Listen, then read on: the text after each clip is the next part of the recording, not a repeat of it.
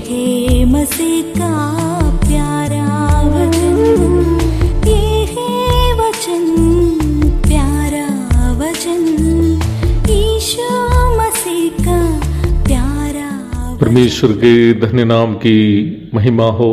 प्रभात मनन के सत्र 1824 में आप सभी का बहुत ही विनम्रता के साथ स्वागत करता हूं। आइए आज के मनन के लिए हम फिर से पढ़ते हैं इब्रानी अध्याय 4 पद 1। इसलिए जबकि उसके विश्राम में प्रवेश करने की प्रतिज्ञा अब तक है, तो हमें डरना चाहिए, ऐसा ना हो कि तुम में से कोई जन उससे वंचित रह जाए। मेरी आशा है कि उन 3 बातों को जो मैं इसे प्रमाणित करने के लिए बताई थी कि इस्राएलियों के लिए जिस कनान की प्रतिज्ञा की गई थी वो कनान स्वर्ग का प्रतीक नहीं है। इस परिप्रेक्ष्य में एक और बात आपके साथ में बांटना चाहता हूं। पुराना नियम का अध्ययन जब हम करते हैं, एक बात अवश्य मालूम हो जाती है कि इस्राएल राष्ट्र के लिए जितनी भी आशीषें परमेश्वर की ओर से प्रतिज्ञा की गई थी, उनमें से लगभग सभी आशीषें वर्तमान संसार में ही उनके लिए दी जाने की आशीषें थी। व्यवस्था विवरण अध्याय 28 पद 2 से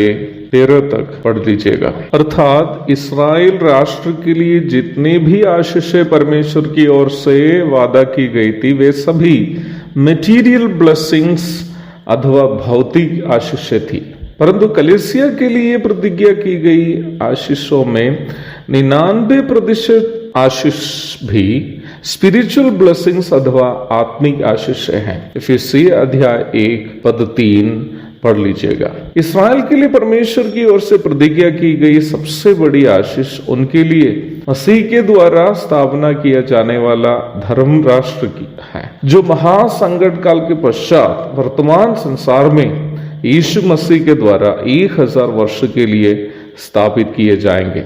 यशायाह अध्याय 2 पद 2 से 4, 11 की 1 से 10, 32 की अध्याय 1 15 से 18 तक की आयतें, यिर्मयाह 31 की 33, यहेजकेल 36 की 28, यशायाह 59 की 20 और 21 आदि कई पदों में इस धर्म राष्ट्र के बारे में हम पढ़ते हैं। इस्राएल के लिए वायदा किया गया मसीह अर्थात हमारे प्रभु यीशु मसीह वर्तमान संसार में स्थापित करने वाला यह धर्म राष्ट्र न केवल इस्राएल के लिए परंतु संसार में कलीसिया के लिए भी मसीह के साथ एक विश्राम का अवसर होगा। महासंकट काल के पश्चात कलीसिया प्रभु के साथ पुनः संसार में उत्तर आते वक्त इस्राएल के संतों के संग कलीसिया भी प्रभु के साथ 1000 वर्ष के लिए इस धर्म राष्ट्र में राज्य करने वाली है।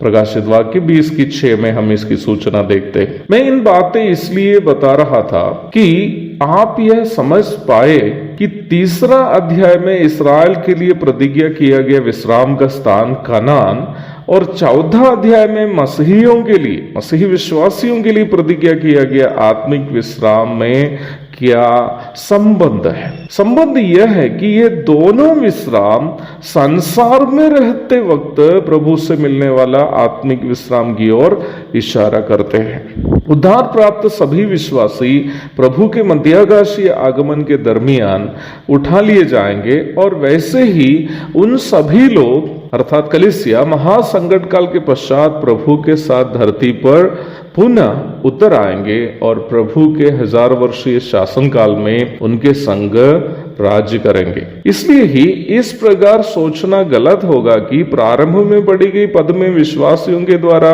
संभवतः खोया जाने का विश्राम प्रभु का 1000 वर्षीय शासन है, क्योंकि सभी विश्वासी जो उद्धार पाए हैं प्रभु के आगमन में उठा लिए जाएंगे और सभी विश्वासी 1000 वर्षीय शासन में भी प्रवेश करेंगे। इसलिए हम इस प्रकार सोच नहीं सकते हैं कि विश्वासी उस 1000 वर्षीय शासन को या उसमें मिलने वाला विश्राम को खोएगा। विश्राम जो यहाँ पर बताया जा रहा है 14 अध्याय में, वो किसी और दिशा की ओर इशारा कर रहा है। यद्यपि प्रभु के 1000 वर्षीय शासन काल में सभी विश्वासियों की पदवी तुल्य नहीं होंगे, परंतु सभी विश्वासी उसमें प्रवेश करेंगे ही। कोई भी विश्वासी उस विश्राम को खोएगा नहीं। यदि बात ऐसी है तो वो विश्राम क्या है जो वर्तमान संसार में मसीही विश्वासियों के लिए प्रभु के द्वारा वायदा किया गया हो, पर कई विश्वासी उससे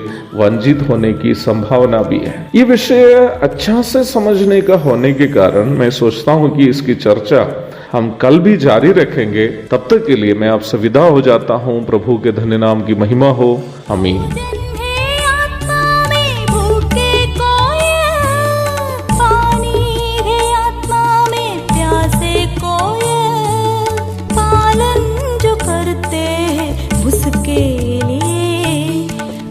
आशीष पाने का साधन है।